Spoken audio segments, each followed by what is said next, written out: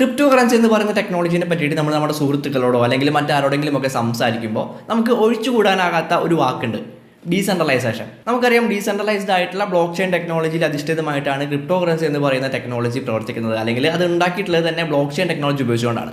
അതുകൊണ്ട് തന്നെ നമുക്ക് ഡീസെൻട്രലൈസേഷൻ എന്ന് പറയുന്ന ആ ഒരു വാക്കിനെ ഒഴിവാക്കിക്കൊണ്ട് ക്രിപ്റ്റോ കറൻസിനെ പറ്റിയിട്ട് സംസാരിക്കാനായിട്ട് സാധിക്കില്ല.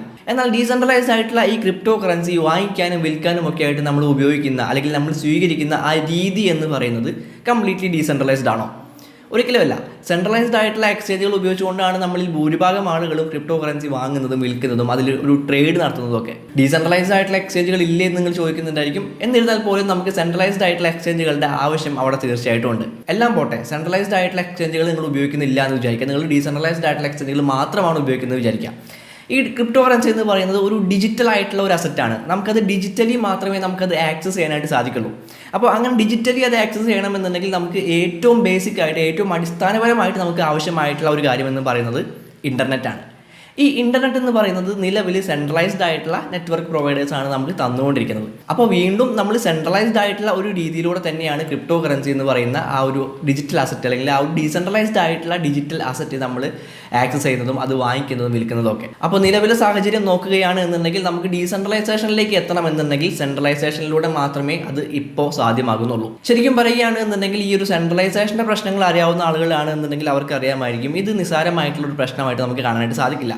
കാരണം പെട്ടെന്ന് ഒരു ദിവസം ഈ നെറ്റ്വർക്ക് പ്രൊവൈഡേഴ്സ് എല്ലാം തന്നെ സെൻട്രലൈസ്ഡ് ആയിട്ടുള്ള നെറ്റ്വർക്ക് പ്രൊവൈഡേഴ്സ് എല്ലാം തന്നെ അവരുടെ സർവീസുകൾ അവർ നിർത്തിവെക്കുകയാണ്. നമുക്ക് ഇൻ്റർനെറ്റ് ഉപയോഗിക്കാനായിട്ട് യാതൊരു തരത്തിലും ഒരു മാർഗ്ഗവും ഇല്ലാതെ ഇരിക്കുകയാണ് എന്നുണ്ടെങ്കിൽ നമ്മൾ എങ്ങനെയാണ് നമ്മുടെ ഫണ്ട് ആക്സസ് ചെയ്യാനായിട്ട് പറ്റുക? നമ്മൾ വാങ്ങിയിട്ടുള്ള ബിറ്റ്കോയിൻ ആയാലും എതേറിയം ആയാലും നമ്മൾ നമ്മുടെ പൈസ ഡെപ്പോസിറ്റ് ചെയ്തിട്ടുള്ള നമ്മൾ ഇൻവെസ്റ്റ് ചെയ്തിട്ടുള്ള ആ ക്രിപ്റ്റോ കറൻസികൾ നമ്മൾ എങ്ങനെയാണ് ആക്സസ് ചെയ്യുക? നമുക്ക് യാതൊരു തരത്തിലും അത് ആക്സസ് ചെയ്യാനായിട്ട് സാധിക്കില്ല. ശരിക്കും പറയുകയാണെന്നുണ്ടെങ്കിൽ അവരുടെ അനുവാദമില്ലാതെ നമുക്ക് നമ്മുടെ സ്വന്തം ഡിജിറ്റൽ അസറ്റുകൾ പോലും നമുക്ക് ആക്സസ് ചെയ്യാനായിട്ട് സാധിക്കാത്ത ഒരു അവസ്ഥ വരിക എന്ന് പറയുന്നത് ശരിക്കും വളരെ വലിയ ഒരു പ്രശ്നം തന്നെയാണ്. അപ്പോൾ ഈ ഒരു പ്രശ്നത്തിനുള്ള സൊല്യൂഷനാണ് നമ്മുടെ ഇന്നത്തെ ഈ ഒരു വീഡിയോയിൽ ഉണ്ടായിരിക്കുക. നിങ്ങൾ തംബ്നെയിലും ടൈറ്റിലും ഒക്കെ കണ്ട പോലെ തന്നെ ഏറ്റവും അണ്ടർ റേറ്റഡ് ആയിട്ടുള്ള ഏറ്റവും അണ്ടർ വാല്യൂഡ് ആയിട്ടുള്ള ഒരു ക്രിപ്റ്റോ കറൻസി പ്രൊജക്റ്റിനെ പറ്റിയിട്ടാണ് നമ്മുടെ ഇന്നത്തെ ഒരു വീഡിയോ. ഇന്റർനെറ്റ് കമ്പ്യൂട്ടർ പ്രോട്ടോകോൾ എന്ന് പറയുന്ന ആ കിടിലം പ്രൊജക്റ്റിനെ പറ്റിയിട്ടാണ് നമ്മുടെ ഇന്നത്തെ ഒരു വീഡിയോ. ഒട്ടും തന്നെ സ്കിപ്പ് ചെയ്യാതെ കംപ്ലീറ്റ് ആയിട്ട് കാണാനായിട്ട് ശ്രമിക്കുക. നേരെ വീഡിയോയിലേക്ക് കിടക്കാം.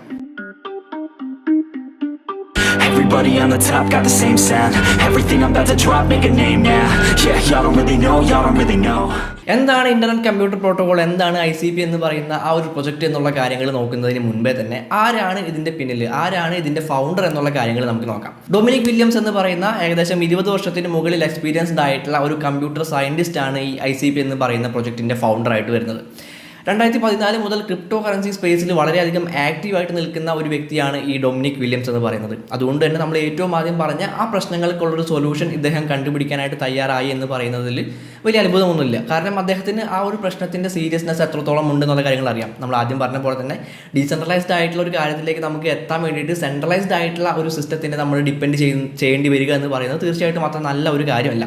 അപ്പോൾ അതുകൊണ്ട് തന്നെ ഡൊമിനിക് വില്യംസിന് ഈ കാര്യങ്ങളെല്ലാം അറിയാവുന്നത് കൊണ്ട് തന്നെയാണ് അദ്ദേഹം ഇത്തരത്തിലുള്ള ഒരു പ്രൊജക്റ്റിന് രൂപം കൊടുക്കാനായിട്ട്, ഇത്തരത്തിലുള്ള ഒരു പ്രൊജക്റ്റിന് ജന്മം കൊടുക്കാനായിട്ട് മുന്നിട്ടിറങ്ങിയത്. അപ്പോൾ ഇനി എന്താണ് ഈ ICP എന്ന് പറയുന്ന ഇന്റർനെറ്റ് കമ്പ്യൂട്ടർ പ്രോട്ടോകോൾ എന്ന് പറയുന്ന ആ ഒരു project? Internet computer protocol ICP is a set of protocols that allow independent data centers around the world to band together and offer a decentralized alternative to the current centralised internet cloud providers. അതായത് ലോകമെമ്പാടുമുള്ള independent ആയിട്ടുള്ള data സെൻറ്ററുകളെല്ലാം ഒന്നിപ്പിച്ച് നിലവിലുള്ള centralised ആയിട്ടുള്ള internet service പ്രൊവൈഡേഴ്സിന് പകരം decentralised ആയിട്ടുള്ള ഒരു internet provide ചെയ്യുക എന്നുള്ള ഒരു ലക്ഷ്യത്തോട് കൂടിയിട്ട് ഉണ്ടാക്കിയിട്ടുള്ള കുറച്ച് പ്രോട്ടോകോൾസിൻ്റെ ഒരു ഗ്രൂപ്പാണ്, അല്ലെങ്കിൽ കുറച്ച് പ്രോട്ടോകോൾസിൻ്റെ ഒരു കൂട്ടമാണ് ഈ ഇന്റർനെറ്റ് കമ്പ്യൂട്ടർ പ്രോട്ടോകോൾ അല്ലെങ്കിൽ ICP എന്ന് പറയുന്നത്. പെട്ടെന്ന് ഈ ഒരു ഡെഫിനിഷൻ കേട്ടത് എന്ത് തേങ്ങയാണ് നിങ്ങൾ ചിന്തിക്കുന്നുണ്ടെന്നുണ്ടെങ്കിൽ ഒട്ടും പേടിക്കേണ്ട, വളരെ സിമ്പിളായിട്ട് ഇനി അങ്ങോട്ട് ഞാൻ പറഞ്ഞുതരാം. ഇതിൻ്റെ വർക്കിങ്ങും കാര്യങ്ങളെല്ലാം എക്സ്പ്ലെയിൻ ചെയ്യുന്നതിന് മുൻപായിട്ട് ഇത് ഫണ്ടമെന്റലി സ്ട്രോങ് ആണ് എന്ന് പറയാനായിട്ട് എന്തൊക്കെയാണ് കാരണം എന്നുള്ള കാര്യങ്ങൾ ആദ്യമേ തന്നെ പറയാം. ഡിഫിനിറ്റി എന്ന് പറയുന്ന ഒരു സ്വിസ് നോൺ പ്രോഫിറ്റ് ഓർഗനൈസേഷൻ ആണ് ICP എന്ന് പറയുന്ന പ്രൊജക്റ്റിന്റെ ഇന്റർനെറ്റ് കമ്പ്യൂട്ടർ പ്രോട്ടോകോൾ എന്ന് പറയുന്ന ഈ ഒരു പ്രൊജക്റ്റിന്റെ അപ്ഗ്രേഡുകളും ബാക്കിയുള്ള കാര്യങ്ങളും എല്ലാം മെയിൻറ്റെയിൻ ചെയ്ത് കൊണ്ടുപോകുന്നത്. 2016 മുതലാണ് ഇതിൻ്റെ ഒരു ബിൽഡിംഗ് സ്റ്റാർട്ട് ചെയ്തത്. ഏകദേശം 200-ൽ പരം റിസർച്ചേഴ്സും ബിൽഡേഴ്സും ഒക്കെ ചേർന്നുകൊണ്ടാണ് 2016 മുതൽ ഇതിൻ്റെ ബിൽഡിംഗ് പ്രോസസ്സ് എല്ലാം ചെയ്തുകൊണ്ടിരിക്കുന്നത്. സ്വാഭാവികമായിട്ടും ഇത്ര വലിയൊരു പ്രൊജക്റ്റ് ബിൽഡ് ചെയ്യാനായിട്ട് വളരെ വലിയ രീതിയിലുള്ള ഫണ്ടിങ്ങും കാര്യങ്ങളൊക്കെ ഇവർക്ക് ആവശ്യമായിട്ട് വരുന്നുണ്ട്. പക്ഷേ ഒരിക്കൽ പോലും ഫണ്ടിൻ്റെ ഷോർട്ടേജ് വന്നതുകൊണ്ട് ഇതിൻ്റെ പണികൾ നിർത്തേണ്ടതോ അല്ലെങ്കിൽ എന്തെങ്കിലും ഫണ്ടിൻ്റെ ദാരിദ്ര്യം ഇവർക്ക് ഉണ്ടായിരുന്നില്ല എന്ന് വേണം പറയാനായിട്ട്. കാരണം ഏകദേശം $166 മില്യൺ പബ്ലിക് ആൻഡ് പ്രൈവറ്റ് ഫണ്ടിങ്ങിലൂടെ ഇവർക്ക് നേടിയെടുക്കാനായിട്ട് സാധിച്ചിട്ടുള്ളത്. ഇപ്പോൾ നിങ്ങൾ ചിന്തിക്കുന്നുണ്ടാവും ഇതിൻ്റെ പണികൾ മുഴുവൻ കഴിയുന്നതിന് മുൻപേ തന്നെ എങ്ങനെയാണ് ഇത്രയും വലിയൊരു ഫണ്ട് റേസ് ചെയ്യാനായിട്ട് ഇവർക്ക് സാധിച്ചത് എന്നുള്ള കാര്യങ്ങൾ. ഞാനൊരു കാര്യം പറയട്ടെ, നിങ്ങളൊരു ബിസിനസ് സ്റ്റാർട്ട് ചെയ്യാനായിട്ട് പോകുന്നുണ്ടെന്ന് വിചാരിക്കാം.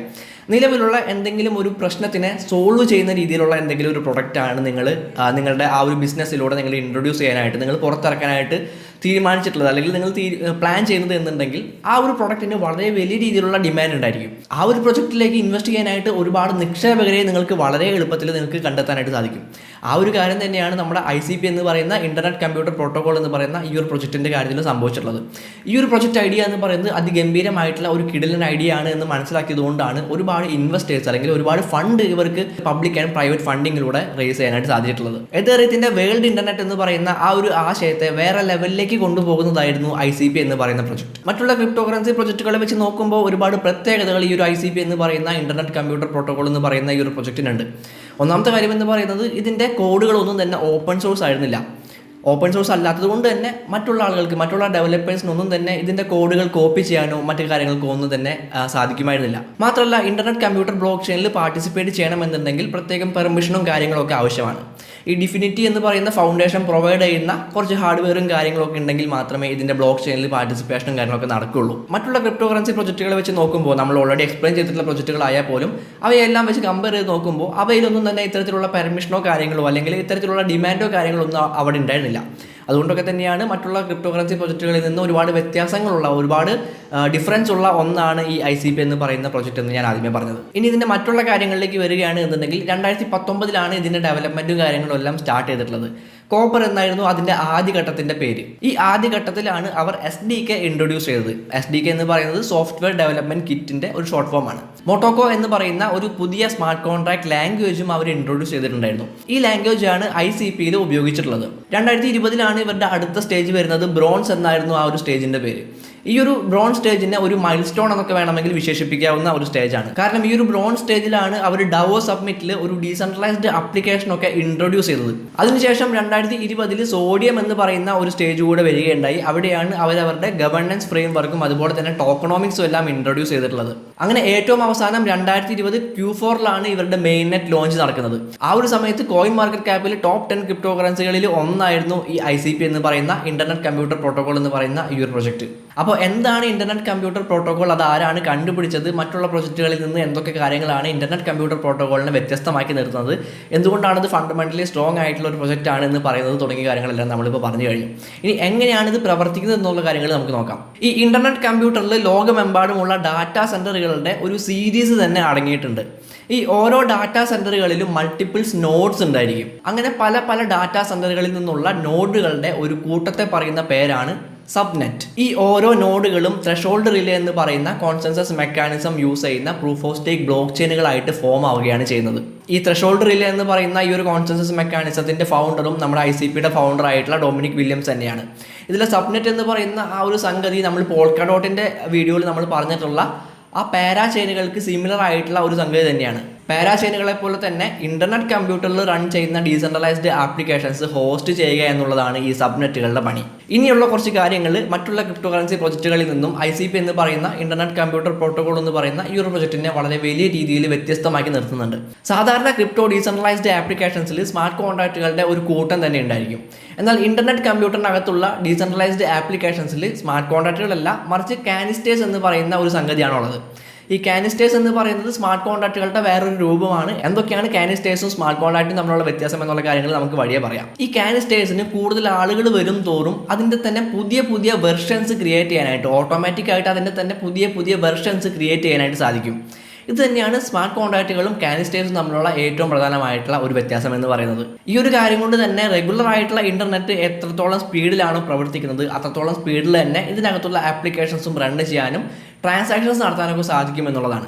ഇന്റർനെറ്റ് കമ്പ്യൂട്ടറും മറ്റുള്ള ക്രിപ്റ്റോ കറൻസി പ്രൊജക്റ്റുകളും തമ്മിലുള്ള അടുത്ത വ്യത്യാസം എന്താണെന്ന് ചോദിച്ചു കഴിഞ്ഞിട്ടുണ്ടെങ്കിൽ, ഇന്റർനെറ്റ് കമ്പ്യൂട്ടറിനകത്തുള്ള ആപ്ലിക്കേഷൻസ് നമുക്ക് യൂസ് ചെയ്യണമെന്നുണ്ടെങ്കിൽ ഒരു ഇന്റർനെറ്റ് ഐഡന്റിറ്റി ആവശ്യമാണ്. ഈ ഒരു ഐഡന്റിറ്റി നമുക്ക് നമ്മുടെ സ്മാർട്ട് ഫോണുകളുമായോ കമ്പ്യൂട്ടറുമായോ അല്ലെങ്കിൽ ഒരു USB കീയുമായോ ഒക്കെ നമുക്ക് പെയർ ചെയ്യാനായിട്ട് സാധിക്കും. ഈ ഒരു ഇന്റർനെറ്റ് ഐഡന്റിറ്റി നമ്മൾ ക്രിയേറ്റ് ചെയ്യുമ്പോൾ നമുക്ക് ഓട്ടോമാറ്റിക് ആയിട്ട് ഒരു വാലറ്റ് അഡ്രസ്സും ലഭിക്കുന്നതായിരിക്കും. പ്രത്യേകം ശ്രദ്ധിക്കേണ്ട ഒരു കാര്യം എന്ന് പറയുന്നത്, ഇന്റർനെറ്റ് ഐഡന്റിറ്റി ക്രിയേറ്റ് ചെയ്യാനായിട്ട് നമ്മൾ ഏറ്റവും ആദ്യം യൂസ് ചെയ്തിട്ടുള്ള ആ ഒരു ഡിവൈസ് ആയിരിക്കും പിന്നീട് അങ്ങോട്ടുള്ള ട്രാൻസാക്ഷൻസും കാര്യങ്ങളും എല്ലാം പരിശോധിക്കാനായിട്ട് നമ്മൾ യൂസ് ചെയ്യുന്നത്.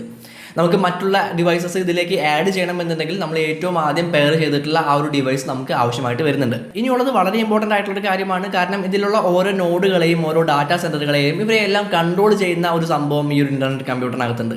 അതാണ് അതിൻ്റെ നെറ്റ്വർക്ക് നെർവസ് സിസ്റ്റം, NNS എന്ന് പറയും. ഇന്റർനെറ്റ് കമ്പ്യൂട്ടറിന്റെ ആർക്കിടെക്ട്, ഡാറ്റാ സെന്റർ നോഡുകൾ, സബ്നെറ്റുകൾ, കാനിസ്റ്ററുകൾ, യൂസേഴ്സ് തുടങ്ങിയ കാര്യങ്ങളെല്ലാം നിയന്ത്രിക്കുന്നത് ഇന്റർനെറ്റ് കമ്പ്യൂട്ടറിന്റെ നെറ്റ്വർക്ക് നെർവസ് സിസ്റ്റമാണ്, അല്ലെങ്കിൽ NNS ആണ്. ഏതൊക്കെ ഡാറ്റാ സെന്ററുകൾ ഇന്റർനെറ്റ് കമ്പ്യൂട്ടർ നെറ്റ്വർക്കിലേക്ക് എൻ്റർ ചെയ്യണം എന്നുള്ള കാര്യങ്ങൾ തീരുമാനിക്കുന്നത് ഈ നെറ്റ്വർക്ക് നെർവസ് സിസ്റ്റം ആണ്. നോഡുകളുടെ കാര്യം നോക്കുകയാണ് എന്നുണ്ടെങ്കിൽ ഏതെങ്കിലും രീതിയിലുള്ള മിസ്ബിഹേവോ അല്ലെങ്കിൽ കാര്യമായിട്ട് പ്രവർത്തിക്കാത്ത നോഡുകളോ ഉണ്ട് എന്നുണ്ടെങ്കിൽ അവയെല്ലാം തന്നെ സബ്നെറ്റുകളിൽ നിന്നും റിമൂവ് ചെയ്യുന്ന ജോലിയും ഈ നെറ്റ്വർക്ക് നെർവസ് സിസ്റ്റത്തിന് ഉണ്ട്. ഇനി സബ്നെറ്റുകളുടെ കാര്യത്തിൽ ഏത് നോഡുകളാണ് ഒരു സബ്നെറ്റ് ആയിട്ട് ഫോം ആവേണ്ടത് എന്ന് തീരുമാനിക്കുന്നതും നെറ്റ്വർക്ക് നെർവസ് സിസ്റ്റം ആണ്. മാത്രമല്ല സബ്നെറ്റ് കീസ് ക്രിയേറ്റ് ചെയ്യുന്നതിലും നെറ്റ്വർക്ക് നെർവസ് സിസ്റ്റത്തിന് ഉത്തരവാദിത്തമുണ്ട്. ഇനി കാനിസ്റ്റർ ലെവലിൽ ഏതൊക്കെ അപ്ഗ്രേഡുകൾ എപ്പോഴൊക്കെ ചെയ്യണം എന്നുള്ള കാര്യങ്ങൾ തീരുമാനിക്കുന്നതും ഈ നെറ്റ്വർക്ക് നെർവസ് സിസ്റ്റം ആണ്. ഇത്തരത്തിലുള്ള കാര്യങ്ങളൊന്നും തന്നെ നമ്മൾ ഒരു ക്രിപ്റ്റോ കറൻസി പ്രോജക്റ്റുകളിലും കണ്ടിട്ടില്ല.